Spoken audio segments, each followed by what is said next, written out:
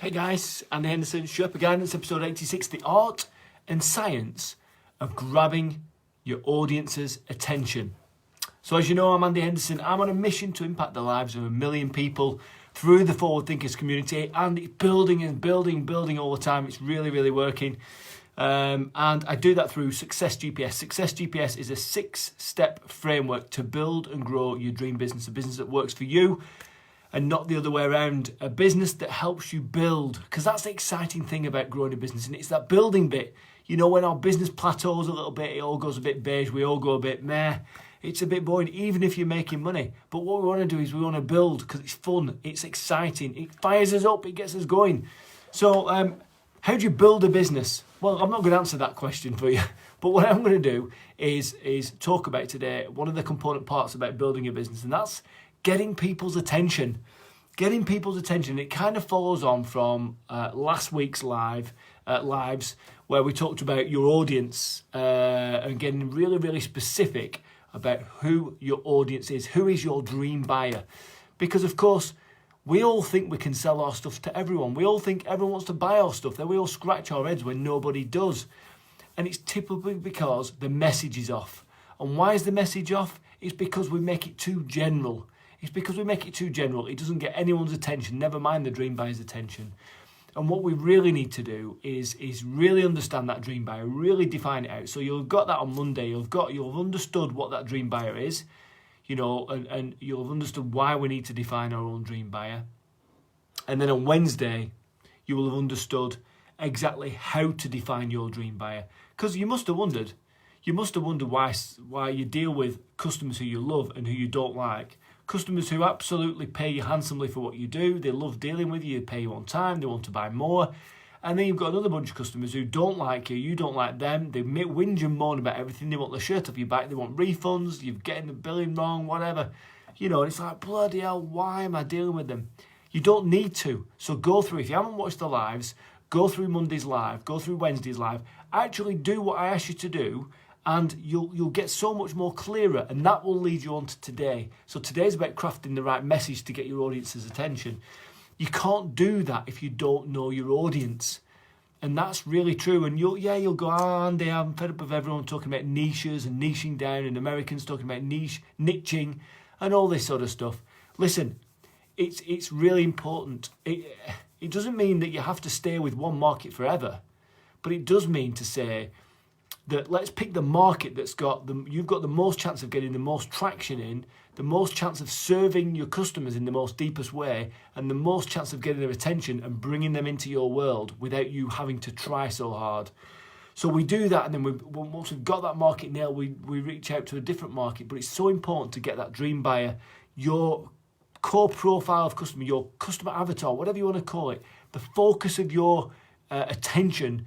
It's so important to get that message right, to impact their lives, to get that attention and to get them calling you and coming into your world and phoning your business up and saying, Andy, I want your stuff. I want to buy Success GPS. I want to buy 10 copies. I want to get all my mates on it, you know, whatever. So how do we do it? Well, first of all, you've got to sort that dream buyer thing out. So we've got to be clear about the customer. We've also got to be clear about where the customer's eyes are. You know, where are their eyeballs? Because in a digital world, their eyeballs are on something, Facebook or Instagram, or they're watching the news or the media or whatever it is. We've got to be really clear about where their eyeballs are. And we've got to be clear about where they congregate in masses. Because what we don't want to do is send a marketing message out and hope it kind of hits the eyes or the ears of the dream buyer, do we? We want to know that it's absolutely going to be listened to, it's going to be read, and it's going to be right in front of the dream buyer. Not just one dream buyer, but let's say hundreds. So a question for you, where's the best place to sell Bibles? Where do you think? You can answer it in the text if you want, in the comments. But it's church, yeah, it's church. And why is it church? Well, because people who buy Bibles go to church. It's one of the things, you know, they'll have a Bible at home. They might have 5 Bibles, one in each room. You know, it could be that hotels buy Bibles as well, but let's say it's church. They buy Bibles. So that's absolutely amazing. But the thing is, not only do we know that people who go to church buy Bibles, we know where those people are going to be every Sunday at 10 o'clock.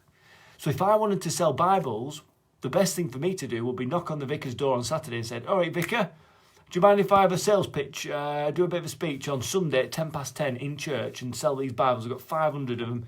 They're all knocked off. No, joking. And if he says, yeah, you'd sell all those Bibles on a Sunday because you've got the right product that matches the congregation that's all together at the same time at the same place.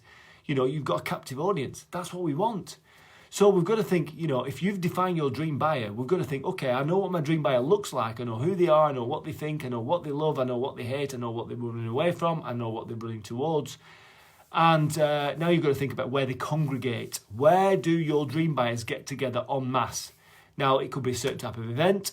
And it's not just physically get together as well. It's also where their eyes are, like I said earlier. Where are their eyes? What are their eyes looking at? So if you think about all your dream buyers, what are their eyes looking at? So another example will be, you know, I might be the best at LinkedIn in the world. I might be the guru of LinkedIn. But if I was a manufacturer of fast fashion items aimed at teenage girls, then the last place I would market myself would be LinkedIn. True story. And why is that? Because teenage girls don't often hang out on LinkedIn talking about what they want to buy and looking to buy stuff. They'll be on Snapchat or TikTok or, you know, or Instagram maybe. You know, so it's really important to understand where your customers' eyeballs are. And when you understand where their eyeballs are, then you can start to think, right, I know who my dream buyer is. I know where they are. Now I need to craft a message to get their attention. So how do we do that? Well, the message is going to be, I'm going to tell you how to craft the message on Wednesday. I'm going to give you a framework. Again, it's 4 pieces. What we need to do within the message that we craft, we need the dream buyer to understand that we know them. We know who they are. We need them to understand we know what they want. We need them to understand we know what they want to avoid. And then the fourth thing is what we do to actually help them get the thing that they want and avoid the thing that they don't. So I'm going to give you that framework on Wednesday. It's dead easy once you get it. And it's a framework to start crafting your message. It's not a framework to get your final polished message that's going to go out there and you're going to get 500 customers overnight. But it's the thinking process behind it is really, really important, because right now if you sat there thinking, well, I can just sell my stuff to anyone, and then you look at your order book and think, but I'm not selling it to anyone because no one's biting, no one's listening to my marketing. It's because you don't understand your dream buyer enough. You don't understand where they congregate. You don't understand where their eyes are, and you don't have a message to get their attention.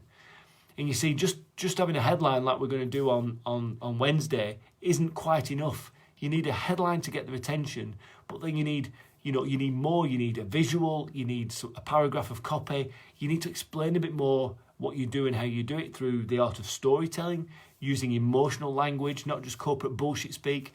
Because, you know, corporate stuff doesn't wash, does it? Unless your customer expects that. You know, lawyers, if you wanted to get the attention of lawyers, maybe they do want corporate bullshit speak. Maybe they do like all those acronyms and long words. But I can't think of another person alive that does. So have a look at your messaging today. Have a look at your marketing. Does it speak to your audience? Is it emotional? Does it connect on an emotional level? Does it come from your heart?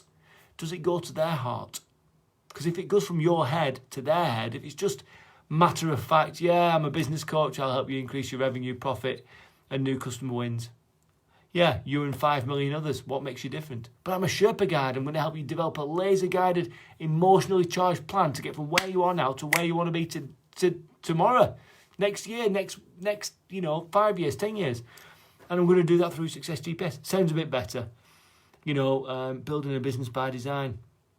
So the message is really important, yeah? So we're going to go through that Wednesday. The framework is going to be there. Just one last thing. The message, one of my clients that I'm working with, they're a lift company, and they've just created a message via my help through Success GPS. So they do stair lifts and they do platform lifts for people who are less able, who are a little bit older than us, who struggle to get upstairs in the house. And they created a headline, which I thought was excellent. And it was VLC, Versatile Lift Company, because everybody needs a lift sometimes. Yeah, like an emotional lift as well as a chair lift. I just thought that was awesome. Because we all need a lift sometimes. Thought that was excellent. So Have a look at your marketing. Have a look at your strapline. What's working, what's not. Is it bringing customers in? If it's not bringing customers in, stay tuned. Stick on Wednesday. Get yourself on the Forward Thinking Live. I'll be there. You'll be there, and there'll be a few others there as well. So we'll have a chat about it. So if you like what I say, if you like what I do, if you like my tips and my hacks, let me know. Just hit me up in the comments. Give me a love heart or some flames or a boom sign or something like that. So that's all for today. It was Sherpa Guidance. What was it today? 86, I think. 86 on Monday. Whatever date it is in February. The 8th of February, I think it is. So, guys, remember, I'm off now. But remember, you're just one step away. It's true.